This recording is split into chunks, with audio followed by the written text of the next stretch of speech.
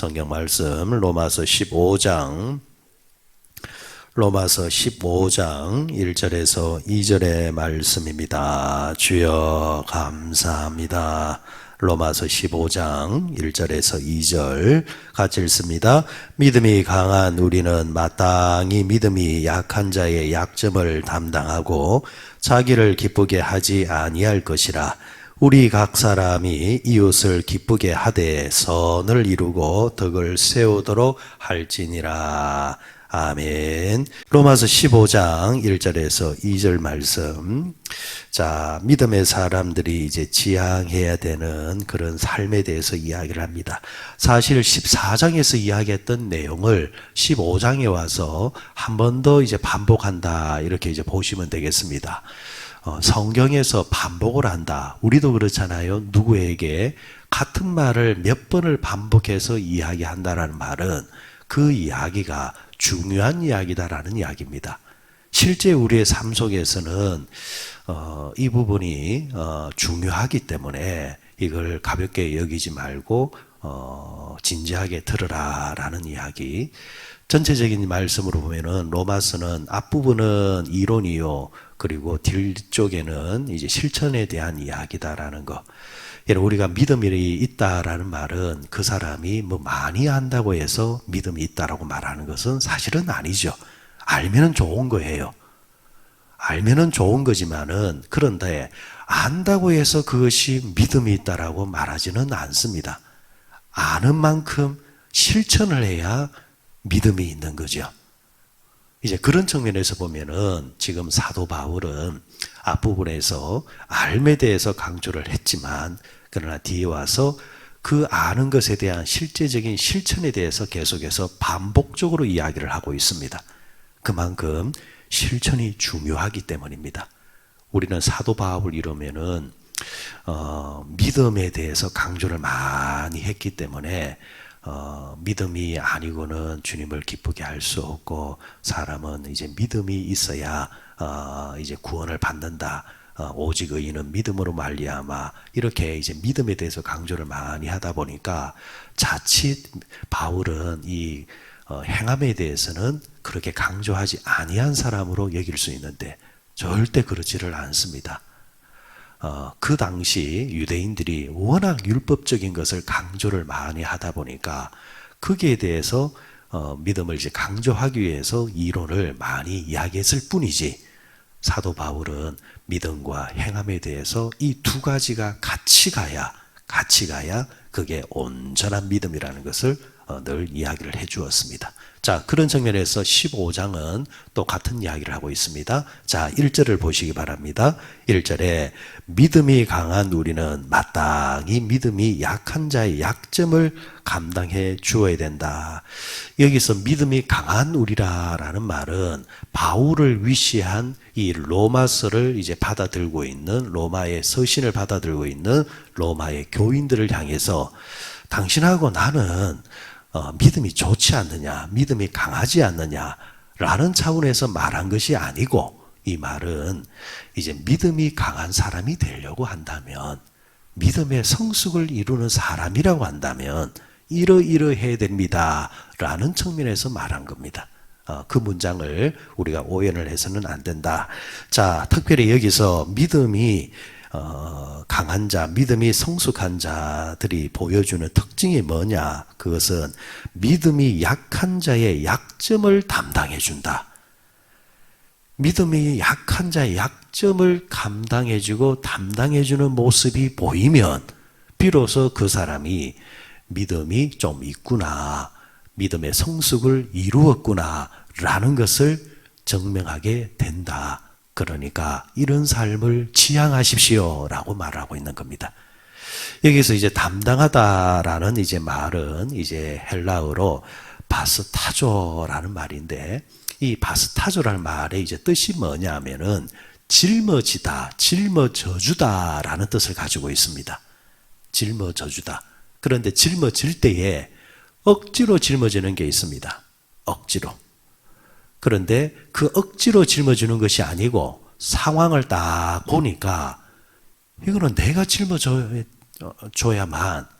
이 길을 같이 갈 수 있고 이거는 내가 감당해 주어야만 이 공동체가 같이 갈 수 있구나라는 것이 파악이 되어져서 누가 시키든 시키지 아니하든 간에 자발적으로 짊어져 주는 것, 그것을 바스타조라고 오늘 본문에 나오는 이 담당하다라는 이제 말의 뜻이라는 이야기입니다. 자, 쉽게 이렇게 이제 그 비유를 들 수 있겠습니다. 아버지와 아들이, 어린 아들이 같이 이제 주말을 맞이해서 등산을 가지게 된 거예요. 높은 산에 이제 등산을 가는데 아버지도 배낭을 하나 메고 어린 아들도 배낭을 하나 메고 갑니다.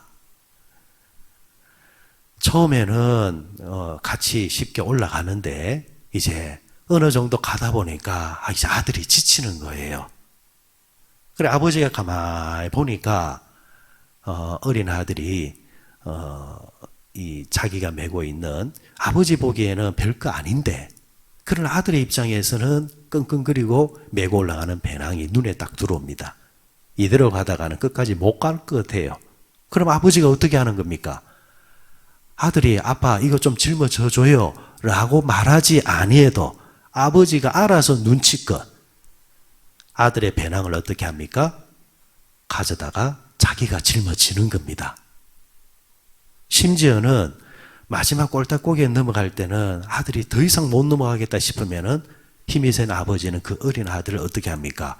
어깨에 들쳐 업고 올라간단 말이에요. 그리고 같이 정상에 서는 겁니다. 이 아들은 정상에 올라왔지만 자기 입장에서는 이 산은 힘든 산이었습니다. 자기 힘으로는 올라오기 힘든 산이었지만은 지금 올라와 있습니다. 누가 짊어져 줬기 때문에? 아버지가 짊어져 줬기 때문에.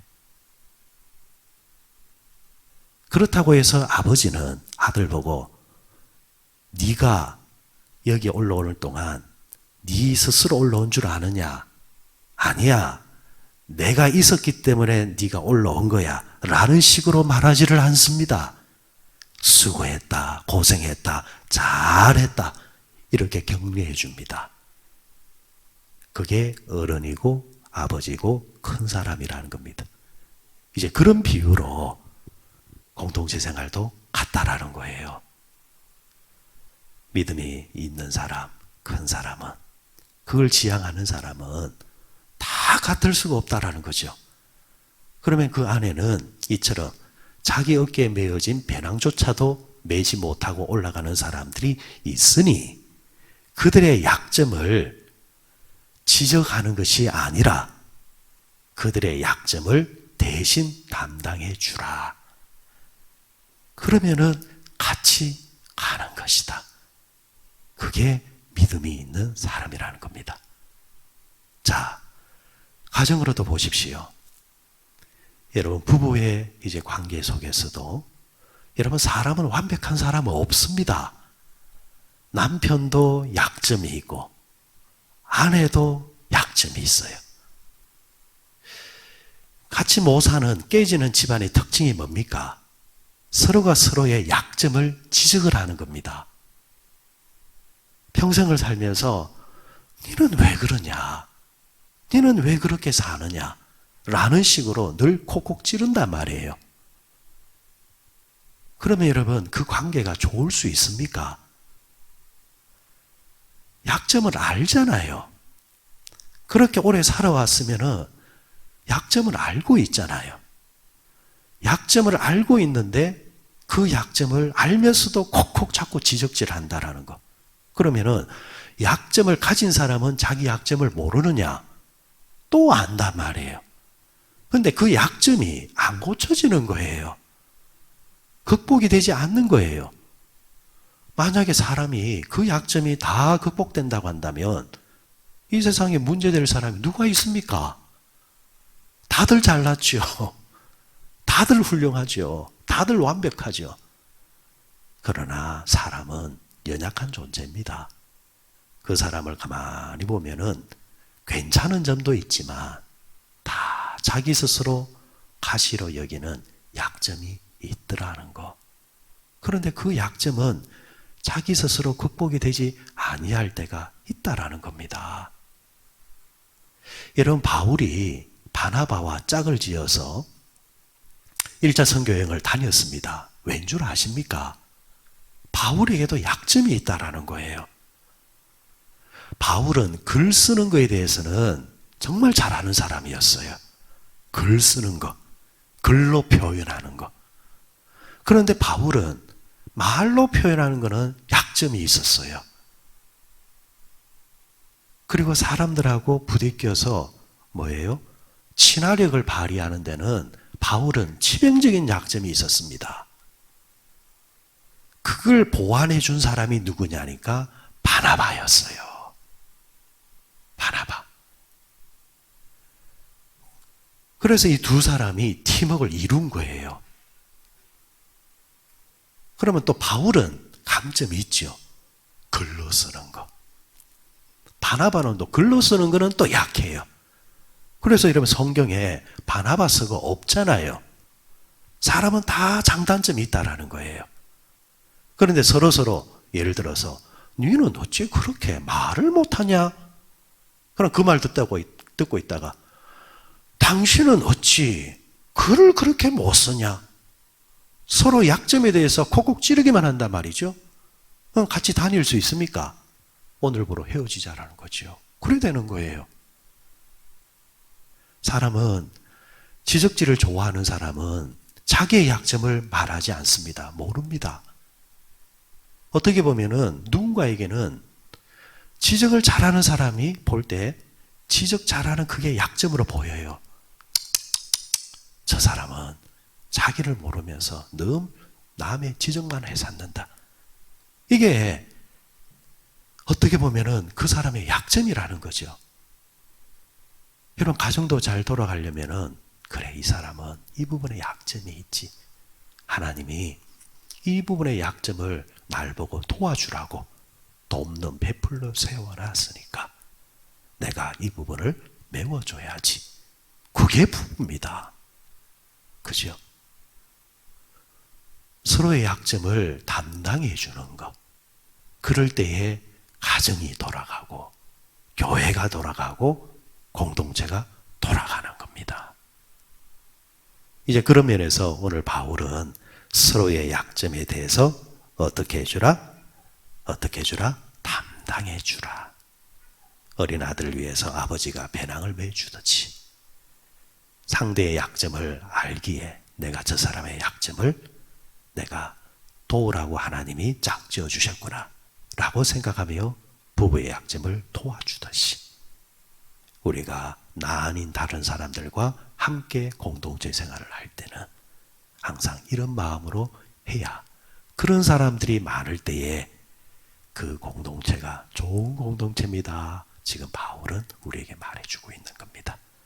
이것만 기억하십시오. 절대적인 복음의 진리가 아닌 주장이 서로 부딪힐 때가 있습니다. 말 그대로 주장입니다. 내 경험과 저 사람의 경험이 다를 수 있습니다. 성향이 서로 다를 수 있습니다. 여러분, 사람이 심지어 혈액형에 따라서 성격이 다르고 표현의 방식이 다른데 어떻게 내 주장이 옳다고만 할 수 있겠습니까? 그럴 때는 조금 아쉬워도 바다와 같은 관용을 딱 품을 때에 내 안에 바다가 있으면은 많은 사람들이 그곳에 와서 헤엄을 치죠. 그렇죠? 그런데 내 안에 바다는커녕 강은커녕 시냇가도 되지 아니하는 좁디 좁은 말라버린 연못을 치고 있으면 어느 누가 들어와서 거기서 헤엄을 칠 수 있겠습니까?